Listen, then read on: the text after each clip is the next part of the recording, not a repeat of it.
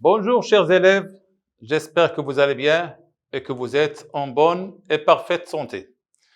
Aujourd'hui, on commence une deuxième séance dans le deuxième chapitre intitulé Rôle du muscle squelettique dans la transformation de l'énergie. Mais avant, on débute par un petit rappel qui concerne la séance précédente. Donc, nous avons vu ensemble les phénomènes mécaniques de la contraction musculaire, à savoir la réponse du muscle suite à une excitation liminaire qui donne une secousse musculaire élémentaire, composée d'un temps de latence, un temps de contraction, un temps de relâchement et se caractérise aussi par une amplitude. Nous avons vu aussi la réponse du muscle suite à plusieurs excitations à intensité croissante. Et nous avons vu le phénomène de recrutement qui est expliqué par l'implication d'un nombre élevé et croissant de fibres dans la réponse suite à l'augmentation de l'intensité. Nous avons vu aussi la réponse du muscle suite à deux excitations identiques. Et on a vu le cas de la fusion partielle si l'excitation suivante parvient au temps du relâchement de la première. Et nous avons vu aussi une fusion qui est totale. C'est lorsque l'excitation suivante parvient au temps de la contraction de la première. Nous avons vu aussi la réponse du muscle à plusieurs excitations qui sont identiques, à savoir le tétanos imparfait si l'excitation suivante parvient au temps du relâchement de la précédente. Et nous avons vu aussi le cas du tétanos parfait, si l'excitation suivante parvient au temps de contraction de la précédente. Et on a fini par la fatigue musculaire. Donc, les manifestations de cette fatigue musculaire se traduisent par une baisse de la tension musculaire, donc c'est une baisse de la force musculaire, et l'augmentation du temps de la réponse mécanique. Aujourd'hui, on va voir les phénomènes qui accompagnent la contraction musculaire. Donc, vous savez bien que lors d'un exercice physique, le corps réchauffe. Donc, la contraction des muscles s'accompagne d'une production de chaleur, une production de la sueur. Donc, pas mal de phénomènes qui accompagnent la contraction musculaire. Et plusieurs études ont montré que la totalité de l'ATP présent dans le muscle, lorsqu'il est converti en ADP plus PI, c'est-à-dire la dégradation de l'ATP en ADP plus PI, libère l'énergie, donc 50% de cette énergie est convertie en contraction musculaire, c'est-à-dire une énergie mécanique, et 50% est dissipée sous forme de chaleur. Donc, c'est une énergie thermique. Maintenant, on va voir comment évaluer et savoir la quantité de cette énergie thermique. Bien, donc les phénomènes thermiques, pour mesurer la quantité de chaleur produite lors d'une contraction musculaire, on utilise la thermopile. Donc la thermopile qui est matérialisée ici par la figure numéro 1.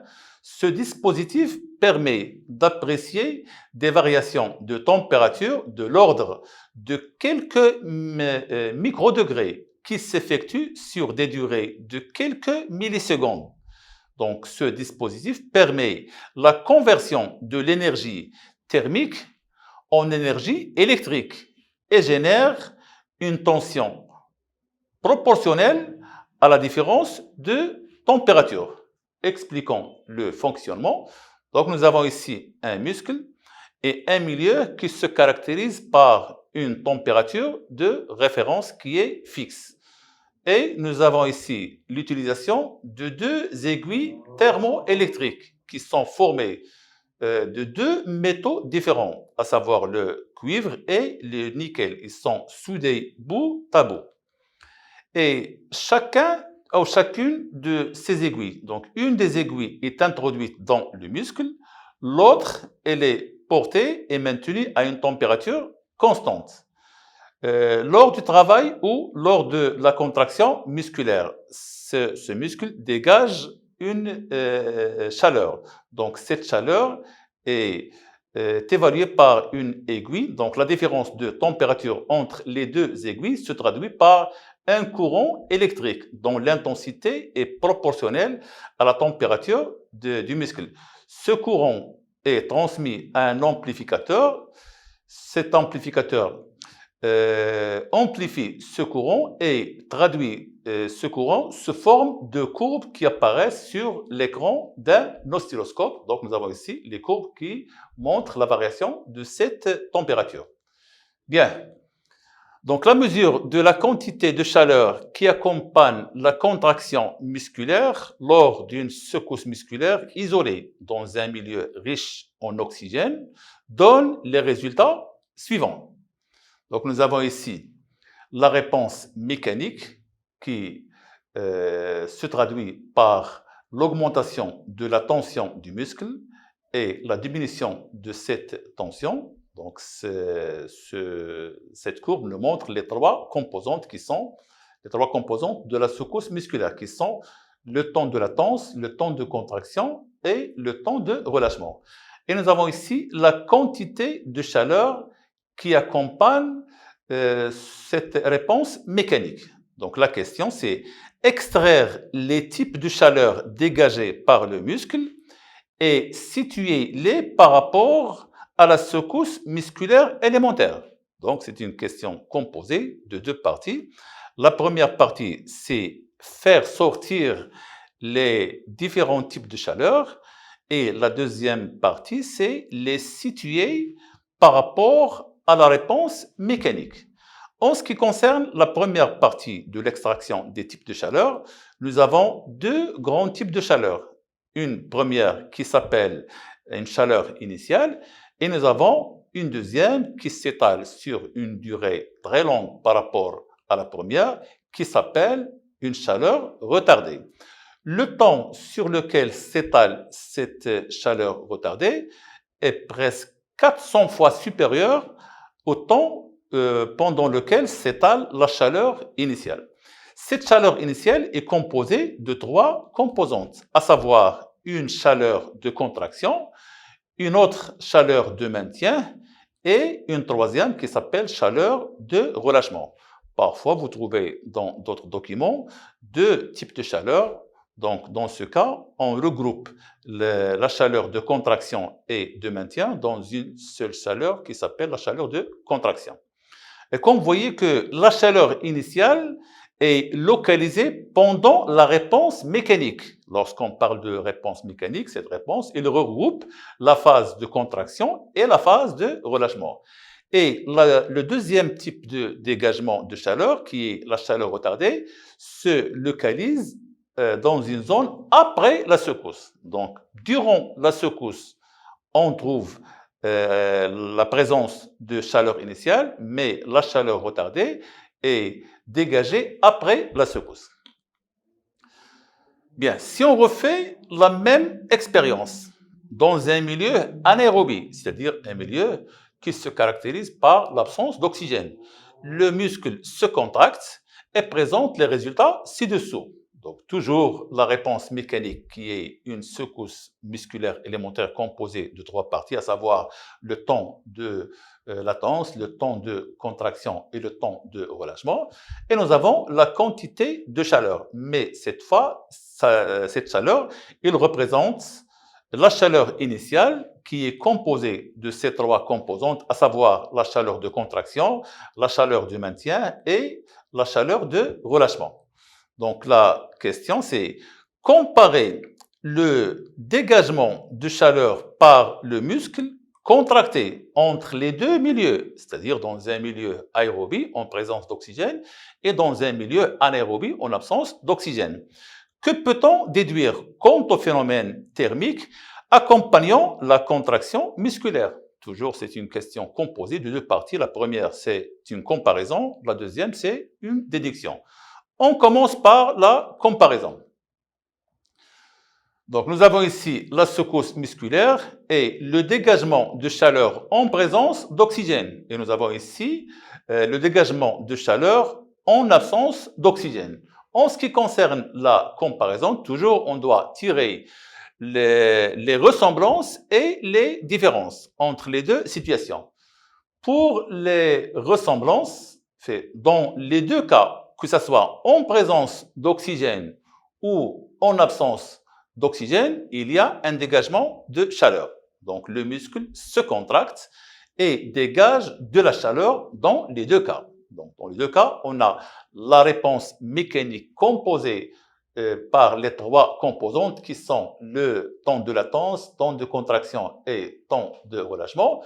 Et nous avons aussi un dégagement de chaleur en présence ou en absence d'oxygène. Dans les deux cas, que ce soit en présence ou en absence, il y a ressemblance en ce qui concerne la première partie qui est la chaleur initiale.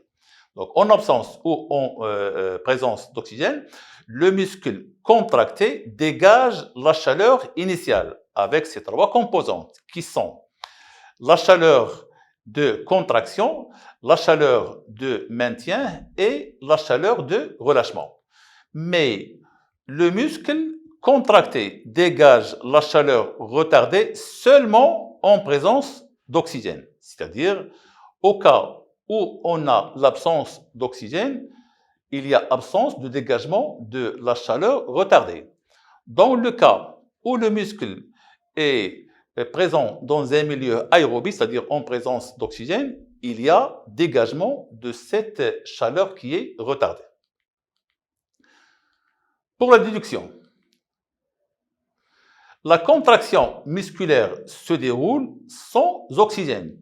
Elle est accompagnée par différents types de réactions exergoniques. Qu'est-ce que ça veut dire, réaction exergonique? Donc, c'est un mot composé d'un préfixe exo et ergonique. Donc, exo veut dire à l'extérieur, ergonique veut dire énergie. Une réaction exergonique, c'est une réaction qui libère l'énergie sous forme de chaleur. Une réaction endergonique, c'est une réaction qui demande l'énergie ou demande la chaleur.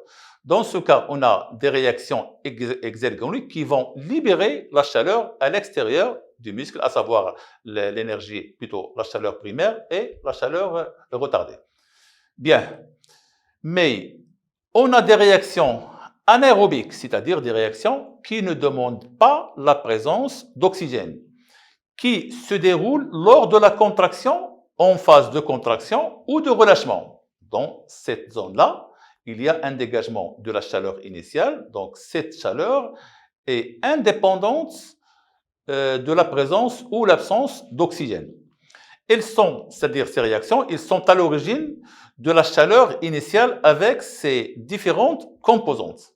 Et nous avons aussi des réactions aérobiques, c'est-à-dire des réactions qui demandent la présence et la consommation d'oxygène, qui se déroulent après la contraction et qui sont à l'origine de la chaleur retardée. Donc la chaleur initiale est liée à des réactions qui se déroulent au niveau du muscle, qui n'ont pas besoin de consommation ou de présence d'oxygène, mais la chaleur retardée est reliée au phénomène qui demande la consommation d'oxygène. Passons maintenant aux phénomènes chimiques.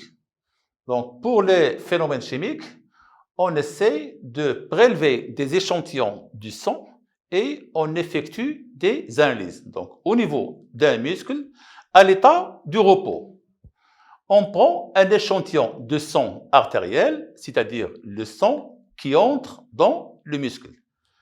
Et on essaie de doser la teneur en oxygène et la concentration en glucose et en CO2.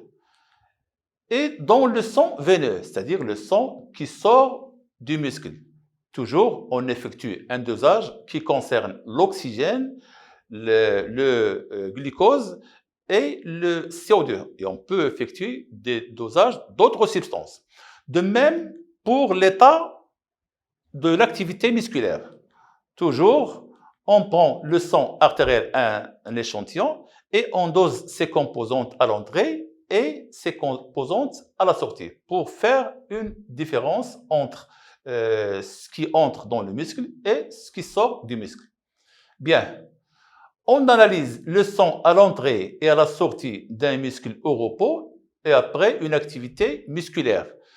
On obtient les résultats présentés dans le tableau ci-dessous. Donc, nous avons ici le volume du sang qui traverse le muscle à l'état du repos et en activité. Nous avons aussi l'oxygène consommé en litres au repos et en activité et le CO2 rejeté en litres en repos et en activité, ainsi que le glucose consommé, les protéines et les lipides.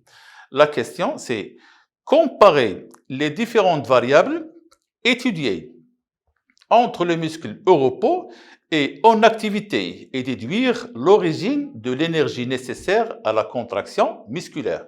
Donc, c'est une question composée de deux parties. La première partie, c'est une comparaison entre l'état de repos et en activité en ce qui concerne les variables qui sont le sang qui traverse les muscles, l'oxygène consommé, le CO2 rejeté, le glucose consommé et les autres composantes, à savoir les protéines et les lipides. La deuxième partie, c'est faire une déduction quant à l'origine de l'énergie nécessaire à la contraction musculaire. Donc, on commence par la comparaison. Bien, pour la comparaison, on doit quantifier les valeurs ou les variables étudiées. C'est-à-dire, nous avons ici le volume du sang qui traverse le muscle. Au repos, c'est 12,220 litres, mais en activité, c'est 56,325 litres. Donc, de même pour l'oxygène et les autres. Donc, au repos comme en activité. Le muscle consomme l'oxygène, le glucose et libère le CO2. Mais les protéines et les lipides ne sont pas consommés. Mais ces valeurs qui connaissent une différence, on doit mettre cette différence en relief. Comment peut-on faire pour mettre ces différences en relief? On peut diviser le volume du sang qui traverse le muscle en activité par le volume qui traverse le muscle au repos et savoir combien de fois ce volume est plus important. Donc, en appliquant cette règle, le volume du sang qui traverse le muscle en activité est 6,6 fois plus important que celui qui traverse le muscle au repos. De même pour l'oxygène. Donc, la consommation d'oxygène par le muscle en activité est 17 fois plus importante par rapport au repos. Comment arriver à 17 fois? C'est 5,207 divisé par 0,307 litres. Pour la consommation du glucose par le muscle en activité, elle est 4 fois plus importante que celle au repos. Donc 4 fois, ça veut dire 8,432 grammes divisé par 2,042 grammes, ce qui donne à peu près 4 fois plus élevé.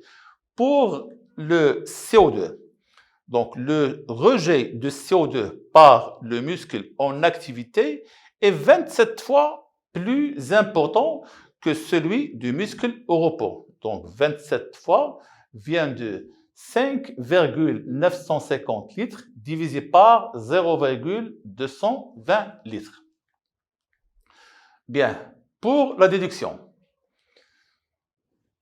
La consommation du glucose, de dioxygène et le rejet de CO2 pendant l'activité musculaire montrent que l'origine de l'énergie est le phénomène de la respiration cellulaire qui se réalise selon l'équation suivante. Donc C6H12O6, qui est une énergie ou une substance organique qui emmagasine l'énergie dans ces liaisons. Cette substance ajoutée à l'oxygène, donc plus CO2, ce qui donne 6CO2 plus 6H2O plus une énergie qui est évaluée à 38 ATP. Donc, en absence de dioxygène, le muscle peut se contracter, mais si ces conditions persistent, c'est-à-dire en milieu anaérobie, il devient rapidement inexcitable et se charge d'acide lactique et ne montre que la chaleur initiale, c'est-à-dire l'absence de chaleur qui est retardée.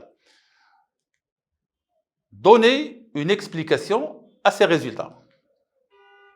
Donc, en aérobie ou en anaérobie, c'est-à-dire en absence d'oxygène, le muscle produit de l'énergie par un phénomène qui s'appelle la fermentation lactique.